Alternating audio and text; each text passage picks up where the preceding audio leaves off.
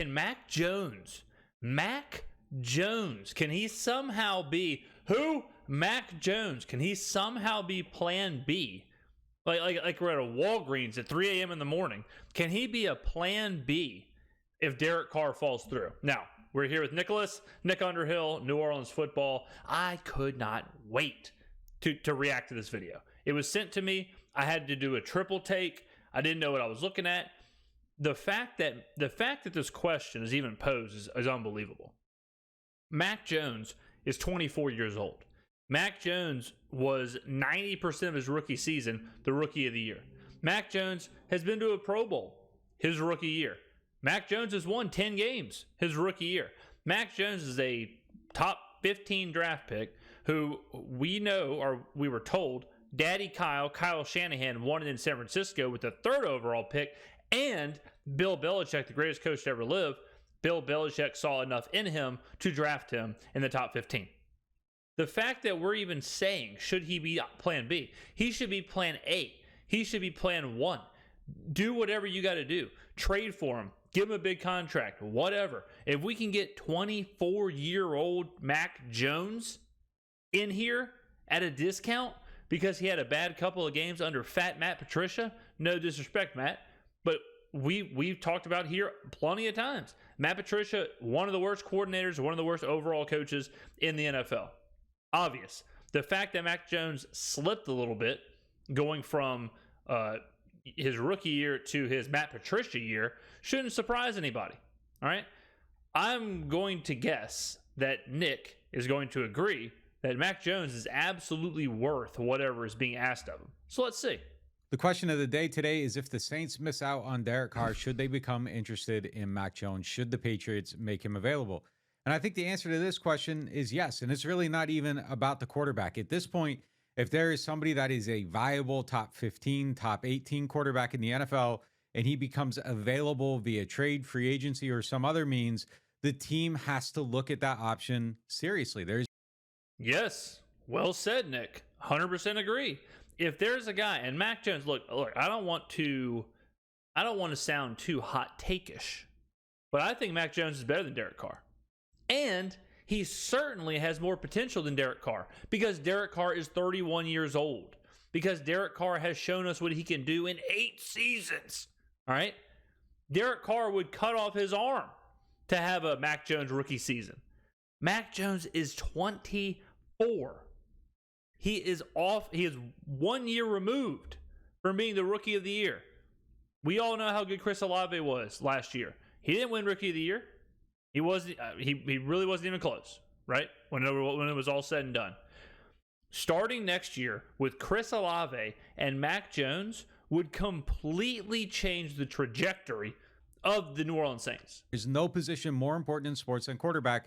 And right now, the Saints do not have an answer that they are comfortable with starting. So the team needs to go out there and they need to find someone that they are comfortable with starting. And if that means turning over every single stone, whether that's Mac Jones, Derek Carr, Aaron Rodgers, Lamar, someone in the draft, whoever becomes available, they need to be in the mix in some form or fashion by at least making a phone call to find out if there is a possible avenue. Yeah, 100%. You have to at least see, like, hey, is this any truth to this? Is Mac Jones really being shopped? Yes, y'all are looking for a 2nd round pick for him? Okay, here you go. Yes, y'all are looking for the 29th overall pick for him? Okay, here you go. You know what I mean? Like, what's the deal with Lamar? What's his trade value? What's Rodgers doing? You know, like, yeah, you should be making these calls. I got to think Loomis is. I got to think Loomis is doing that. He's not just sitting around watching Andy Dalton highlight tapes. I have said, look, if Andy's what we got, Andy's what we got. But the where we have seemingly multiple options to go and make those calls for, I want to hear from somebody in the know. And I would think Nick knows. I mean, I want to hear from him that we're making those calls. If we make a call and we talk Mac Jones with New England, doesn't work out, they're not really trying to shop him, whatever happens, fine. But at least we're making those calls. To acquisition. And look, we'll sit here and we'll talk about how they struck out on this guy or that guy. But the worst look is not being aggressive and not being aware of how big of a need there is at that position. Now, Who cares if we strike out on people? If you strike out on every single person except one, that's all that matters. You should be at the table in the conversation, making the phone call for every single player available. Obviously, the best option would be to go and draft someone, have them on the 5-year contract at a cost controlled price. But the team picks at 29, and the probability of finding somebody in the draft at that point is extremely low. It's ass. I saw something on Twitter today that said if you take the expected average or the value of every quarterback taken in the first round, it might have been ever, but I'll just say in the last 20 years, the production equaled or averaged the median production of all those picks. If you would have taken the first round quarterback in every draft, the median production was that of Jameis Winston. So the whole nah, man, just draft one. That's the hardest track. The hardest route to this is drafting a quarterback, developing him being good, and him working out long term. The easier track is to get a quarterback out of free agency who's already proven he can do it, who's already proven he's good. Yes, obviously, it's better if you can draft the quarterback, but I'm saying that if you take the risk or if you take how hard it is into the equation, then yeah, just sign someone. And then you throw in the fact that Mac Jones is basically 2 years removed from being in the draft. I don't know why I said basically. He is 2 years removed from being in the draft. Trading for Mac Jones is not. It's kind of funny to think about, but Mac Jones is 3 years younger than Hendon Hooker, and I've got people in the comments saying we should draft Hendon Hooker. Mac Jones is 3 years younger than that player. I mean, think about that, ladies and gentlemen. So if we can make a trade, and honestly, I don't know the compensation or what they're asking for or whatever, I would give up kind of a haul for Mac Jones. I wouldn't trade, I wouldn't do something crazy like 3 first-round picks or something. He's not Aaron Rodgers, but I would take a hard look. If they wanted 29 and that's all I had to give up to get Mac Jones, I would drive. I'll make that deal. Somebody let Mickey Loomis watch this. If we trade our first-round pick number 29, if we trade for Mac Jones, I will drive from New Orleans to New England, and I will hand deliver that pick to the New England Patriots if they want me to. I will happily do that.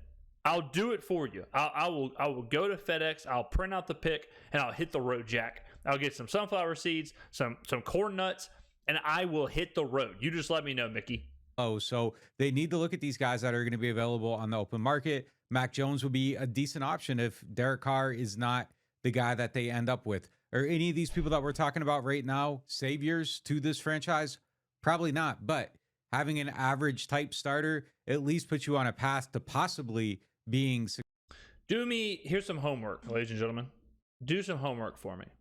I want you to go find every video you can from ESPN, Fox Sports, whoever, local media in New England.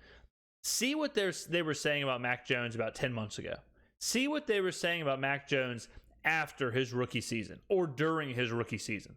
There were people saying he's already better than Tom Brady. There were people saying he's a top 10 quarterback in the NFL. There were people saying, can Mac Jones lead the Patriots to a Super Bowl within the next 2 years? There were people betting on Mac Jones to win the MVP this year. Respected bettors. All right? People loved Mac Jones until Matt Patricia got his greasy hands on him. If you want any kind of look into how fickle the sports media is, go watch a YouTube video regarding Mac Jones from a year and a half ago, and then watch one regarding him today. It is night and day. The fact that Mac Jones is being looked at as it's kind of an average, kind of an average pick, kind of an average pickup there. If we could trade for him, if Derek Carr doesn't work out, is absolutely mind-blowing to me. Successful, and you can keep looking for options for a longer-term solution from there. So right now, the Saints need to explore whatever paths are before them and take every single one of those extremely seriously, because not having a quarterback is a worse option than anything else that you can imagine. False. That part's false. Not having a quarterback is just Andy Dalton. Having Andy Dalton for another year instead of drowning in Derek Carr's debt is not that bad. Let me make myself super clear here, ladies and gentlemen. Mac Jones is the best possible option that I've heard of so far.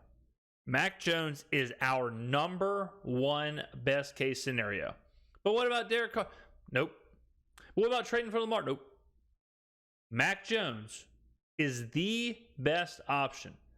Best compensation, best pay situation, youngest player, highest ceiling, proven commodity. There's nothing that you cannot like about Mac Jones. Let me know in the comments below, ladies and gentlemen. What do you think? Is Mac Jones a possibility? Is this just crazy rumors? And also, did you do your homework? Did you go watch a video from a year ago? What were people saying about Mac Jones? I want someone in the comments to quote one of those videos with the craziest quote about how good Mac Jones is. Thank you for watching, ladies and gentlemen, on a Thursday, and I will see you later.